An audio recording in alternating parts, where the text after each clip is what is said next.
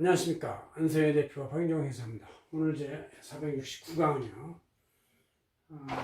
자영업이나 중소기업 창업자가 직접 알아보고 실행할 때 알아야 할 회계세무 재무쟁점 이런 것들인데, 이런 다 사업의 핵심적인 에센스를 다시 한번 뒤져보려고 말씀드렸습니다. 제가 전공은 아니지만 우리 안세경영채널 이번 추석 전자 9월 15일자 이렇게 내지에 잘 나와 있습니다. 찰칵하시고요. 이렇게 뽑아놨습니다. 자, 기본적으로 회계 사업을 하려면, 창업을 하려면 업종 선택을 잘 해야 되고, 입지, 장소, 그 다음 시점, 장방시, 장소, 시점, 장방시가 중요하다. TPO가 중요하다. 그 다음 사업 허가를 얻어야 되고, 사업자 등록을 해야 되고, 그다음 설비구비를 하고, 사업자 통장을 만들어야 되고, 거기에 따른 신용카드가 있고, 사람을 모집하고, 자기가 자금을 잘 활용해서 일을 한다. 이렇게 이제 간단하게 하서, 이게 다예요. 근데 이제 제가 이걸 좀 더 자세히 한번 설명해 보죠. 전공은 아니지만. 자, 업종 선택은 창업자가 직접 바로 근무했던 직장에서 나올 때 하던 어떤 업무, 그런 걸 하는 것이 이제 제일 시장을 알고, 기술을 알고, 사람을 아니까 제일 좋죠. 아니면 이제 자기 취미나 선호가 일치하는지를 봐야 되고, 아예 전 직장하고 달리 취미대로 하는 사람도 있긴 있어요. 근데 이제 취미가 사업이 된다는 것은 이제 때때로 성공하지만 아닐 수도 있으니까 주의해야 되고, 해당 업무를 잘 알고 있는지가 중요하다. 이게 이제 업종 선택에서 첫째 중요한 선택을 해야 될 거고, 장소, 입지 선정을 해야 되는데, 유동인구가 요새 이제 코로나 시대이고 온라인 시대니까 이제 이렇게 배달이나 아니면 이제 온라인 마케팅이 이제 중요하지만, 그래도 유동인구 많은 것이 중요한 건 맞고, 배우자와 수요자가 충분한지, 수요자가 충분한 어떤 시장에 진출해야지, 이 수요자도 소비자도 없는 데 가서 소비자 교육시키면서 할 수는 없는 것이죠. 상품과 구매 시장의 형성 여부, 온라인과 코로나 시대에 대한 비대면 사업 추천을 하는 것이 요새 대세다. 비대면 사업은 이제 요새 같은 시대에도 계속 성공을 이루고 있고, 대면 사업이나 이런 방문 사업은 잘 안 되고 있어요. 앞으로도 이런 추세는 이제 어느 정도의 영향을 받아 지속될 것 같다, 이렇게 생각을 하고 있습니다. 그 다음 이제 시점 선택에 절박한 상황이냐 차이가, 그 다음에 이제 여러 가지 퇴직이나 진직 구조 조정 과정에서 공고사직이 있어가지고 안 할 수가 없었느냐, 아니면 그 기존 직장에서 좀 더 연장하면서 좀 더 알아볼 수 있을 것이냐, 또 조기 퇴직 혜택이 있는 시점을 선택한다든가 이런 것이 이제 중요하죠.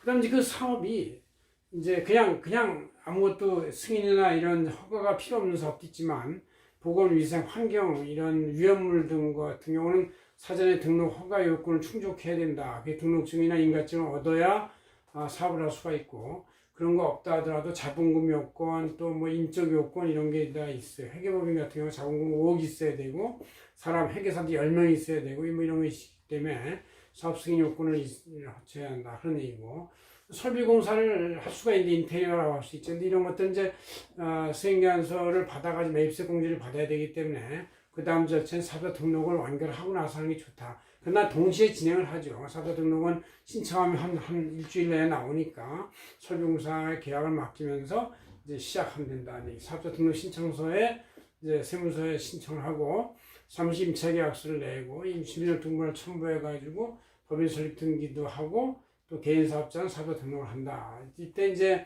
그 사업자 등록할 때 그 사업 허가증이나 인가증을 제출해야 되는 경우가 있다는 얘기죠.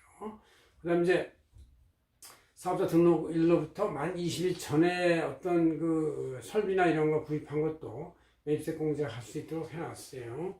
그 다음 이제 사업자 등록을 하게 되면 이제 항상 개인 사업자는 누런 통장이 있어야 되죠. 매출 통장. 그래서 특히 그 개인 사업자 제조업 1.5억, 서비스업 7,500만 이상, 도매업 3억 이상은 사업용 전용 계좌를 꼭 설정을 해야 돼요. 저희도 가끔가다 이제 이렇게 우편이 많이 오는데, 세무서에서 우리 이제 세무 대리를 하는 많은 개인 사업자에 대해서 사업자 통장이 개설이 안 됐다, 빨리 개설하도록 안내해달라, 이런 이제 메시지가 굉장히 많이 와요.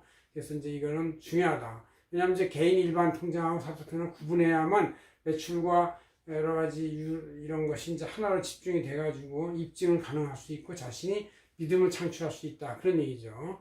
사업자 통장을 개설하면 거기에 신용카드가 자동으로 딸려오는데, 신용카드가 나올 수도 있고 체크카드가 나올 수도 있는데, 어쨌든 그런 것이 이제 우리 전자 매입 매출 수행하면서 그 지금 뭐 신용카드 거래할 때 꼭 국세청의 홈택스로 다 찍게 하도록 되어 있는 것이 신용카드 절차다 그런 얘기죠. 그럼 이렇게 이제 어느 정도 행시적 요건을 완전히 구비했으면 이제 본인이 혼자 직접 1인 사업자를 할 것이냐 아니면 직원이 필요하면 임직원 채용을 해야 되는데 4대보험 가입을 신고를 해야 되고 급여 확정, 4대보험 공과금 같은 거 다 최소 급여의 18%쯤 되니까 친중히 생각해야 되고 퇴직금 외부 예치까지 하면 이게 한 25%쯤 어떤 사람이 주는 월급의 25% 정도는 무조건 발끝으로 공과금 나가거나 퇴직금을 예치해야 된다 이렇게 생각해야 되지 그거를 이제 안 하면 나중에 한꺼번에 몰려가지고 다 체납이 되거나 이제 복잡한 문제가 된다 그렇게 될 수 있어요. 그다음 이제 마지막에 이제 자금 관리를 한다. 이게 이제 거래가 일어나면 돈이 들어갔다 나갔다 하면서 이제 구입도 하고 지출도 하게 되죠.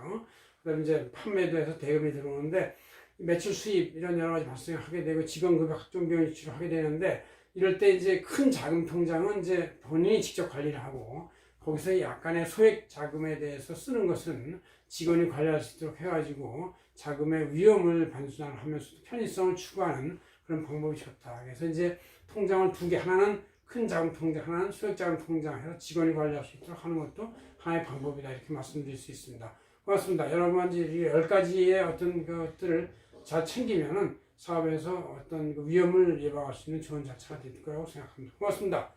안세인의 표 방정희였습니다.